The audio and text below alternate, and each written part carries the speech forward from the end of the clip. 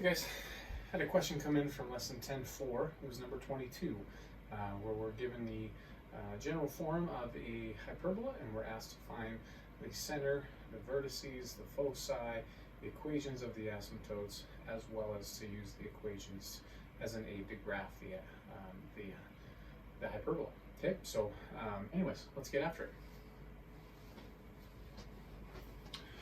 So the hyperbola equation in standard form is, in general form is 16y squared minus x squared plus 2x plus 64y plus 63. So right off the bat, we're going to want to complete the square with our x's and our y's. So let's collect those like variable terms nearby one another. So we have a 16y squared plus a 64y, and then we have a minus x squared plus 2x, and I'm going to go ahead and move that 63 onto the other side, so negative 63. Okay, now in this situation, neither one of these are ready to complete the square yet. We don't have a coefficient of 1 on either y squared or x squared, so we need to factor out what is that current coefficient so that I can get an expression that does have a leading coefficient of 1. So anyways, let's do that here. I'll factor 16 out, and we're left with y squared plus 4y, and then I'll leave a little space because I'm going to be completing the square in there. And then I'm going to go ahead and factor a negative 1 out, so minus 1, and I'll take the negative 1 out of these two terms, x squared minus 2x, and I'll leave a little bit of space. Okay? And then we'll go ahead and complete the square in each of these sets of parentheses. So we're going to take our b value, cut it in half, 2, square it, 4, I need to add 4 in here. Okay, so what really happened, I didn't just add 4 to the left side, I added 4 times 16. So here I need to add 16 times 4 as well. And then to complete this square, I need to take our b value, negative 2, cut it in half, negative 1, square it, that's 1. So I'm going to put 1 right there. And then here we're going to, I didn't actually add 1 to the left, I actually added negative 1. So I need to add negative 1 over here, so I can say minus 1 times 1, I guess. Okay, so let's take a look at what we have here. This right here is 64, that's a negative 63, and that's a negative 1. This makes 0 right here. Okay, now that right there is already a little bit problematic, and hence why the question was probably asked. Let's go ahead and complete the square. Sorry, we already completed the square. Let's factor that perfect square trinomial. So you have 16 times y plus 2 quantities squared minus x minus 1 quantity squared, but equals 0. Okay, so typically in one of these problems, what I would be doing is I would then divide by whatever constant I get over here, so that this starts to look like a true hyperbola. But this one's a little unique. Okay.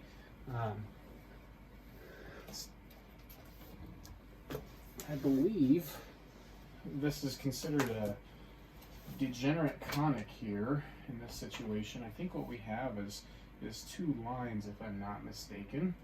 But let's take a look. I think what they want us to do is to solve this for y. This question's been asked every year, and I think that's the case. Let me just double check so I don't lead you astray. Yeah.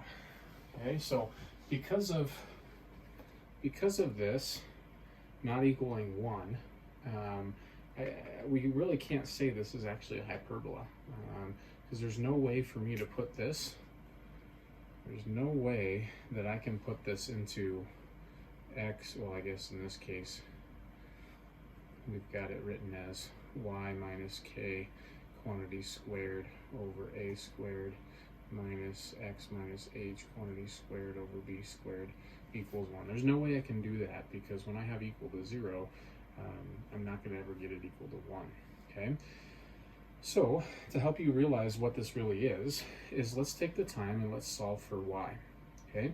So hopefully you'd agree with this. 16 times y plus 2 quantity squared equals x minus 1 quantity squared.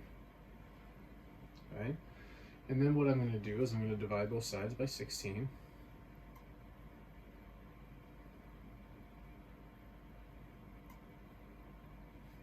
And I'm going to square root both sides. So y plus 2 equals the square root of x minus 1 quantity squared over 16. Anytime we apply that square root to a number, we should be putting a plus minus. So ultimately what I have here is I have y plus 2 equals x minus 1 over 4, but really plus or minus. I'll put the plus or minus really on this 4, plus or minus. Okay, and then I have, I can subtract this 2 over, so then I would get y equals x minus 1 over plus or minus 4 minus 2. Okay, so let's see what this actually means.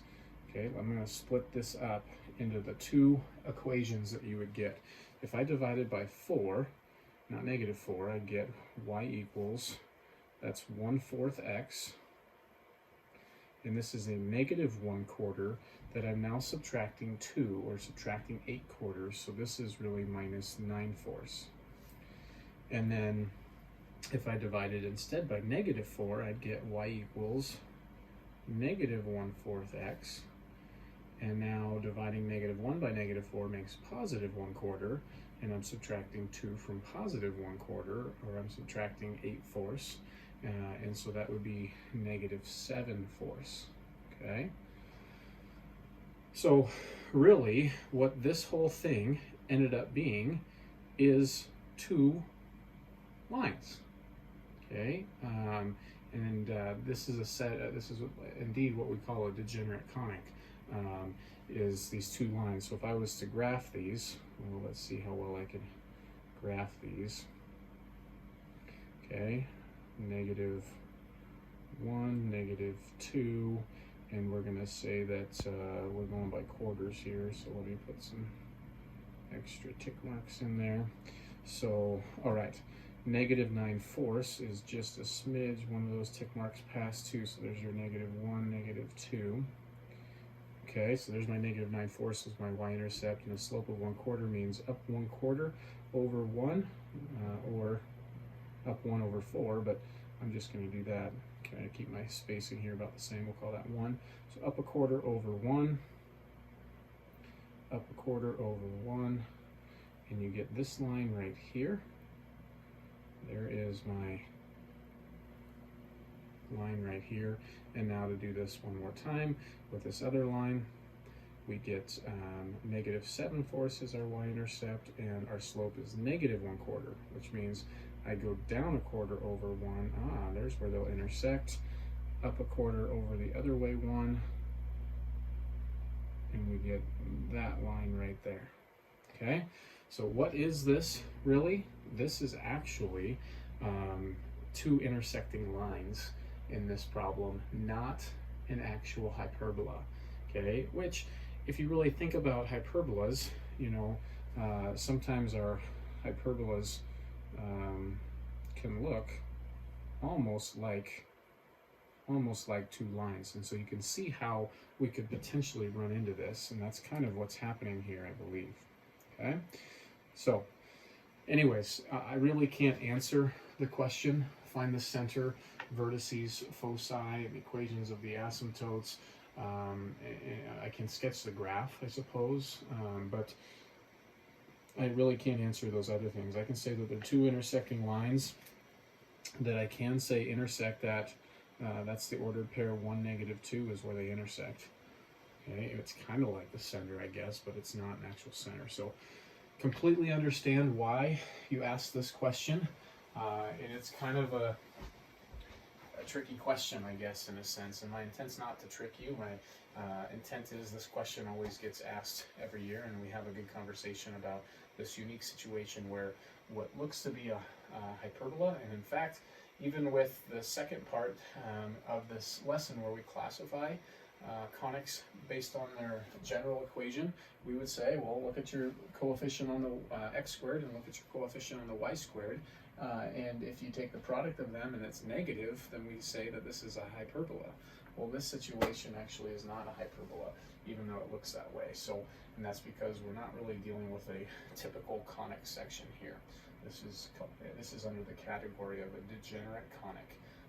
We ended up with two intersecting lines. So again, hopefully that helps. It's not, in a sense, you probably feel like it's not the greatest answer because it's not an actual hyperbola. All right. So, anyways, hope that helps. Let me know if you have any further questions.